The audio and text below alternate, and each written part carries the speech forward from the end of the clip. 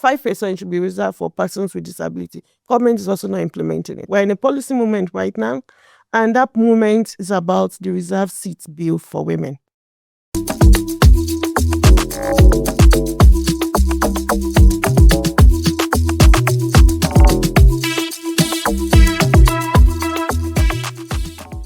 Hello and welcome to this episode of Inclusive Governance Podcast.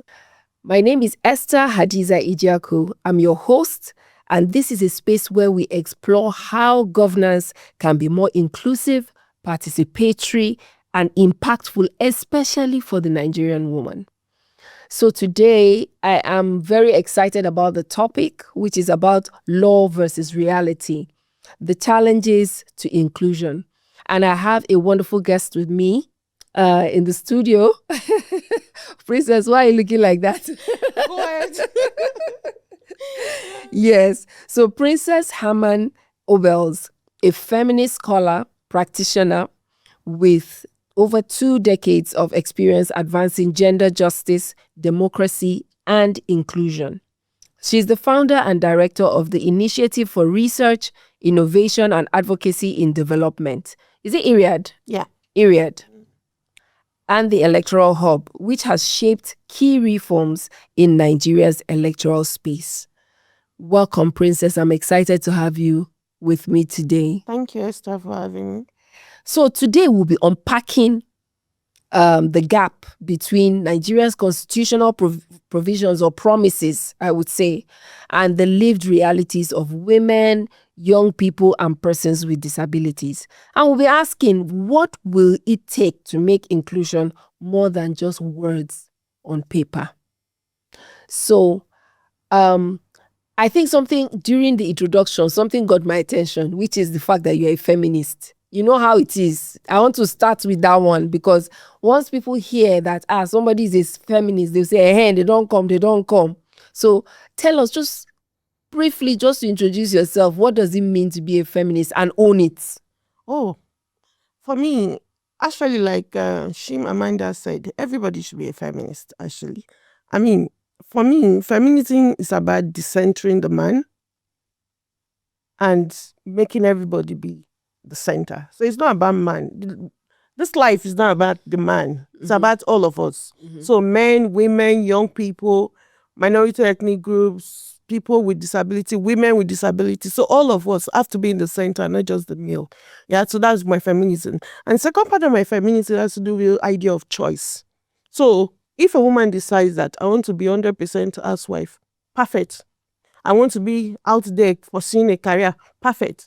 I want to combine both, perfect. Anything the woman decides to do, that's my feminism, the power of choice. Yes. And that's what I push and advocate and emphasize. So generally what you're saying is that a feminist is an inclusion advocate. Yes. Awesome. So we're in the right place and we're with the right person. Yes. Good. Okay, so I noticed that you have a poster on your lap. I wanted to start talking about the laws that we have and whether they're working, but why the poster? Okay, so right now in Nigeria, we are at a story making and story making. So history and a story as well, making movement, so to speak. We're in a policy movement right now, and that movement is about the reserved seats bill for women. You know, one of the challenges in our public life is the lack of inclusion or poor representation of women in governance. And this bill is one which is also is the best practice globally as a means of actually increasing women political representation. So as a feminist, gender inclusion advocates and all of that, this right now is my focus. So anywhere I go, I'm going with my poster. We need to inform, we need to educate, we need to sensitize the public and all necessary stakeholders about the importance of inclusion in our governance. So this inclusion is not just about women, it's also about women with disability as well. Yeah. Awesome. So I know that we are working on this bill, but we have the Constitution. So I'll start with a question on the Constitution. So how can we bridge the gap between constitutional guarantees of equality and the lived reality of women, young people, and persons with disability? First and foremost, it's because of the challenge of that lacuna, the gap with what the Constitution provides, which is not gendered enough, that we have to come up with a bill to amend the Constitution in such a way that inclusion can be a major issue in terms of our laws. Hopefully, hoping that with that, we can now have a better reality of more disadvantaged group or more excluded groups being part of governance. For instance, the language of our Constitution is very masculine. When the Constitution talks about eligibility for positions, for instance, it uses the term he. It doesn't use he or she. Yeah. It says to be the president of Nigeria, for instance, says he must be citizen of Nigeria. He must be this. So all the criteria has the E. The same to be a governor, it has E. So even in the language alone, it's very exclusionary. Okay. So yeah, so you can see that even the law itself also has its own gap in terms of being inclusive. So I think the community of persons with disability have kind of gone ahead of the women. We're still pushing for HB 1349, but persons with disability got a bill passed into law in 2018. That's the Discrimination Against Persons with Disabilities Act. Prohibition Act. What do you think? Because I know you don't have a disability. And I know from what you have said in the past, you don't want to take brief for anybody or hold brief for anybody. But technically, they do say we that use glasses were also part of their community. Okay, so you see, so we're okay. So how effective do you think this bill has been? Because it makes several provisions. Let me just throw it out there. So about, of course, prohibition of any form of discrimination, accessibility, and then 5% of appointments, especially in public service and things like that. How do you think, has it been effective, at least from what you have seen as a typical Nigerian or a regular Nigerian? Okay, so let's go there actually. That was the case when the bill was passed in 2018 or 19. And there was a 5-year moratorium. So 5-year grace for everybody to comply. Align. Yes. Comply. Knowing that because society was so exclusionary to them, you need a bit of time to, like, simple thing of accessibility, for instance. So public institutions, every public space, even private spaces actually are supposed to provide ramp so that at least people with wheelchair can come in. And that was never part of buildings. So you needed time to make all of those provisions available. So there was that 5 years grace. And so after 5 years, then you start monitoring for compliance. So I will talk about the 5 years. And I think the 5 years or last year. Yes. Then compliance. In between last year and now, I don't think there've been so much compliance. There are lots of public spaces that do not even have accessibility for persons with disability. Yeah, that of course, even government itself is not implementing a 5% requirement that public offices must have for employment. To even old offices, political and all of that. 5% should be reserved for persons with disability. Government is also not implementing it. So there are lots of gaps that's not been met in terms of the law. The PWD law. So there's the law and there's the reality. So it's not being functional. I'll then ask the obvious question: why? What are the barriers? If the law is there, why are we not seeing it being implemented or complied with, like you have said? So one of the things, first of all, is the law itself. So it was made at the national level. I know, like many laws, just like the Child's Right Act as well, you make it at National Assembly, then the states also comply to adopt, or what they call domestication. And as we have now, we have 36 states in Nigeria. It's only about 17 that have adopted. So that's even the first stage in terms of implementation. Okay. It's only about 17 states. And this includes states like Abia, states like Lagos, Ekiti, Osun, and from states like that. But quite a bit, at 17 out of 36, that is not even up to half. Yes. A number of them. Yeah, a number of them are in the process for sure. But you see the number that still not even comply. And part of the compliance is that you have your law at state level. Then you also have a commission. Commission, yes. Yeah, because the commission is supposed to be like the implementing agency, the monitoring agency, and all of that. So where you have out of 36, only 17 having it. So you already know that below 50% compliance first at that level. Already. Yeah. That's dead on arrival, almost. Almost. But it's a structural issue. And things of structure, to change structural issues take time. Usually gradual. The good news, at least, we're in progress. States, and more states are coming on board. I mean, over about 10 states are in the process, including Bayelsa and quite a number of them. They're in the process of meeting compliance or domesticating, of course, establishing the commission. And I do understand right now that economically we're done as a country. So, there's one thing to do the law. Establishing a commission, it costs money. Costs money. Any establishment thing costs money because, there's a physical structure of the establishment. There's also the personnel that you have to pay. It's not money you're paying them. It's like continuous payment. So there are those budget constraints. So going back to what are the challenges, one of the things is also resources. Yes. So resource constraints is one of the challenges actually implementation of those laws. Yes. Yeah. Okay. So let's talk a bit more broadly about inclusion laws. So looking at the different groups and where we have some kind of gaps or weakness in the constitution. So from your experience, how can advocacy and citizen engagement influence, because you're already advocating here. Yeah. So how can advocacy and citizen engagement influence enforcement of inclusion laws? Okay, let me even say it now. It's actually what you've seen as enforcement, even democratic norms you see in society has actually been driven by advocacy and citizens engagement. Okay. Yeah. I mean, if you think back, the struggle to come back to the move towards civilian rule or democracy was championed by citizens, by civil society. So civil society, citizens, and I've been advocating, I've been engaging, I've been pushing, I've been pressuring for compliance. So you can't take it away. So citizens do have a role, and to ensure compliance and implementation of this law. If citizens don't do that, the laws will never be implemented.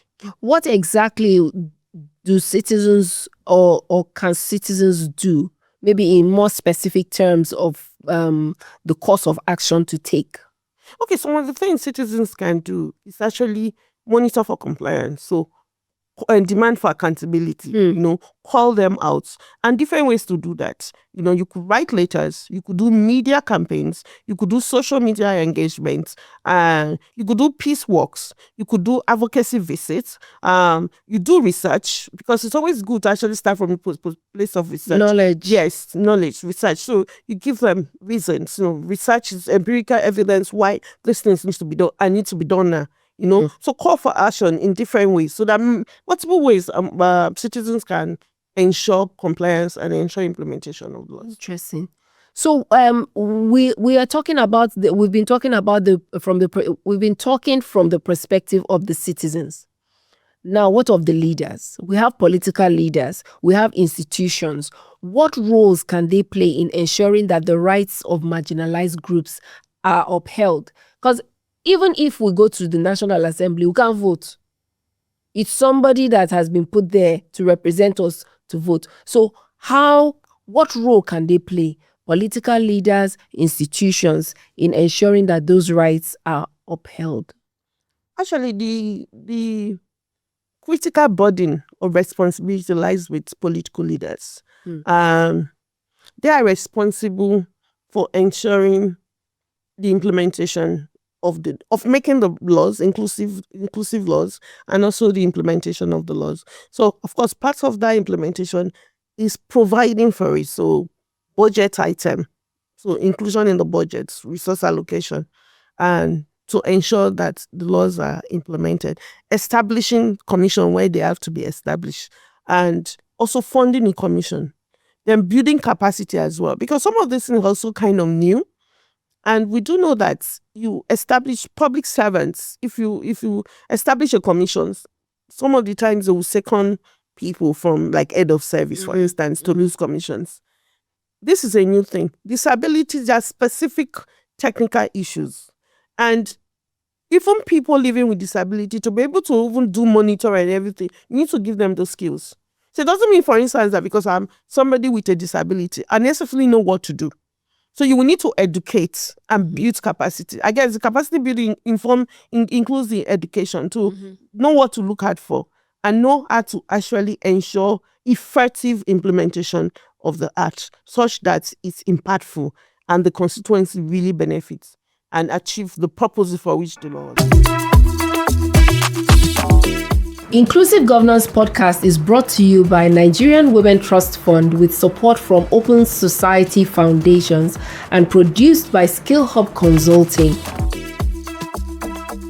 You spoke on the political leaders themselves, but which institutions should we be looking at, to improve the chances of, for example, this bill and also the implementation of the disability bill, talking about institutions now? So it's both the executive and the legislature. What do I mean? So legislature, of course, they make the law, but part of that work is also oversight. So you make a law, you have to oversight the implementation as well. Commissions and bodies under different, they're supposed to be submitting report, for instance. So they should be able to submit report where executive has not complied as they should, such that the legislature will not do their work of oversight. The executive, so when I mean executive, not just national, because remember, this bill is supposed to, this acts or rather law is supposed to be domesticated across the country. So governors at the subnational level are responsible at their level. At the federal level, the president is responsible as the executive. So the presidency, so to speak, So they are responsible. They have specific responsibility as even stipulated in the law. Because our laws also come out with, rules. So this is what this institution will do. This is what this other institution will do. This is what citizens will do. Some laws even have place for citizens and all of that. So yes, so those are the core institutions responsible for ensuring that these laws actually make meaning in everyday life. Okay, so now as civil society, where we have civil society organizations, like organized civil society organizations, government, communities, what steps can they take together? Because there has to be like some kind of connection and strengthening those relationships to ensure that inclusivity moves beyond paper commitments. I think that's the crux of the matter, that we have it on paper, but we're not seeing it. So how can we strengthen these relationships? What can be done? So I guess one of the major challenges is actually this concept or this idea that the field is ripe or the harvest is huge, but there are not enough laborers. Yeah, so even in terms of organized civil society, there's still a kind of fatigue, but there's so many issues people are dealing with as Nigerians, as Nigerian organization in the social sector. So, and there are so many things that needs to be done, and really there are not enough hands. So in terms of closing, people will now need to leverage on each other. So it's not out of place for coalitions to perform. So you strengthen yourselves in terms of engaging this particular issue. So you have then where this one is your strength, the other of the strategies, so you come together to ensure that at least you are making impact. Especially now with the shrinking funding space. Yes. So a lot of people really need to work leveraging each other. You can't really work in silo anymore. And going forward, in terms of translating laws into reality, they really need more collaborations, more partnerships amongst all groups. Why we're supporting government, and that's what civil society has also done over the years. Where they've transitioned from just working with themselves to working in partnership with government on a lot of issues. I can use the OGP as an example. In OGP, the civil society there work with government. So what's the OGP? Okay, so OGP just means OGP is open government partnership. I just wanted us to it's a global, so that I won't assume, I could easily just say, okay, I look like it, but okay. Yeah, OGP. So like at the Open Government Partnership level, that's what has been happening. So civil society working in that space, including mine, we engage government, we work with government to just ensure that government is open, like the word says. Yes. Oh yeah, open, transparent, Open accountable, governance. inclusive, participatory. So that all these Wow, are the you principles. just threw out quite some very heavy terms, right? Now I'm sure if we try to unpack them, it's going to take a long time. But go ahead. Yeah. So these are the key principles driving OGP anywhere in the world. The guiding principles why government needs to be open, and openness implies you need to have all of this in place. So where you have citizens that have not really been engaging, but now they want to engage, is there any way that they can plug in? Because I mean, people like you have been in the civil society space for a while, and so you know where you need to plug in. But so for people that are listening to us, for example, that want to plug in, that want to get involved, that want to jump on this, what can they do, or what steps can they take? One of the easiest ways they can jump in. So I'll break it down.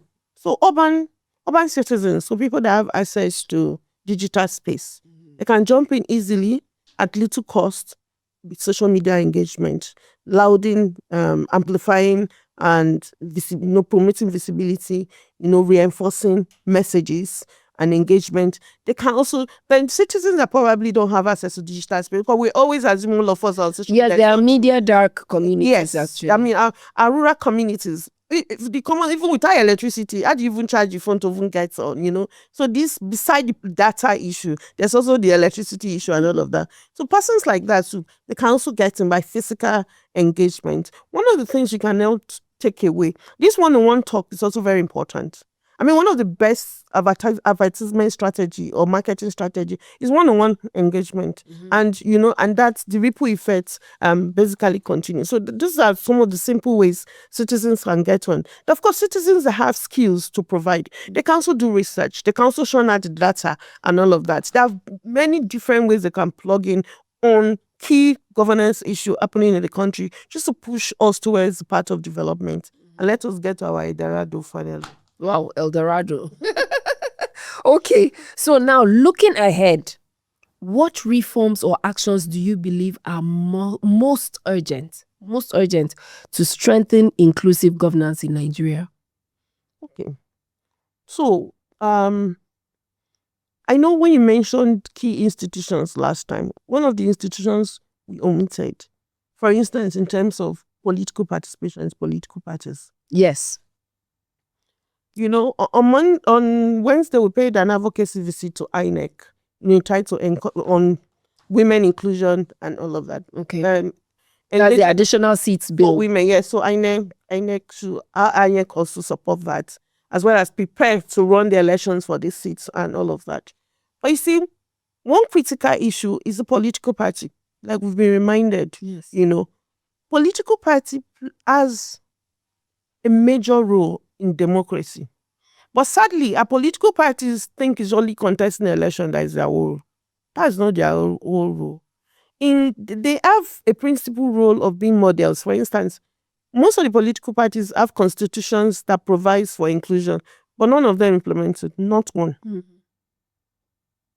PDP, who claim to be the most gender friendly, they have 35%. But they don't meet the 35%. In PDP national... it's still back to the paper now. So yes, there's only one woman, for instance, and because she's a women leader in the national executive. So if there was not that position of women leader, which we are also against, we need it. Yes, if it's we want to really be tokenism. serious, yes, so it's only one woman voice in the midst of 17 men or thereabouts. It doesn't make sense.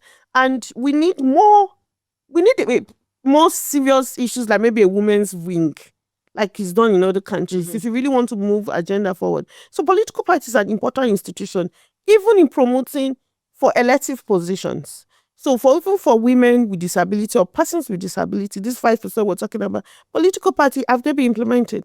If you even check it out, how many political parties in terms of physical accessibility are disabled friendly?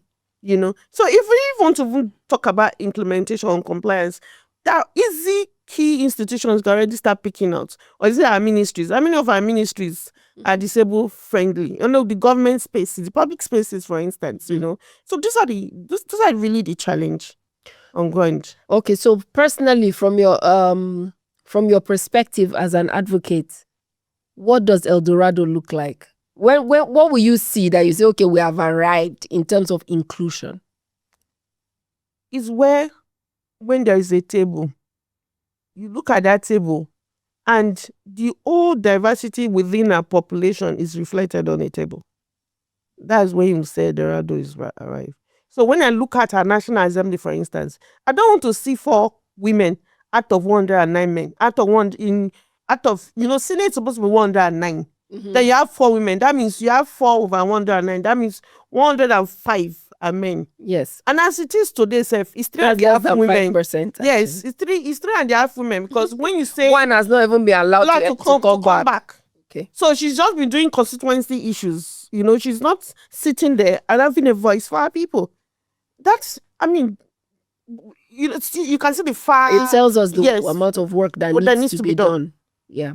And this is the worst Senate in terms of women representation, because the numbers keep decreasing. Every election keeps decreasing. Now, House of Rep, there are 360 seats. 360. Guess how many women? Let's take a guess. Just 15. Not even up to 50. Just 15. So you have 360 persons, only 15 women. The place won't be colorful now. You said it to me. No, it just in physical attraction safe. So representation. It's so poor. Yes. And in that 360, how many people there are persons with disability? How many people there are young people? We're just mentioning women. So look how poor it is. Absolutely. At even the state level, the most annoying one is at state level. I think you're from Kaduna. Okay, maybe, but that is even poor. Northwest. It's only Kaduna that has 1 woman. Yes, Kaduna. Yes. All the other states, there's no single woman in the state assemblies. It means that all the women committee are headed by men. There are some states that they want to make Commissioner of Women Affairs a man. No, there are actually. There are states where men want to run as women leaders. We've seen it. In 2021, in 21st century Nigeria, we're still having to deal with this. Wow. I think it's not proper. This is glaring. You don't need to be told what to do. At this time, if we say we're giants of Africa, let's really be the giants of Africa. Wow. On that note, I think this doesn't feel like a complete conversation. It feels like a conversation starter where we're looking at how laws translate to reality and where there are gaps. And there are gaps. Yeah. We've just talked about gaps, especially around the Disability Act, around the women, additional seats for women. That is not even an act yet. It has not gone into law. But the Constitution actually provides for equality and equal treatment and opportunities. So, on that note, I think we'll pause. I will say pause because there's so much more to talk about and so much more that needs to be done. And say a big thank you to you, Princess, for sitting with me and talking through this gap that needs to be bridged between constitutional provisions and promises and the lived reality of women, young people, and persons with disability. And to you, our listeners, thank you for tuning into Inclusive Governance Podcast.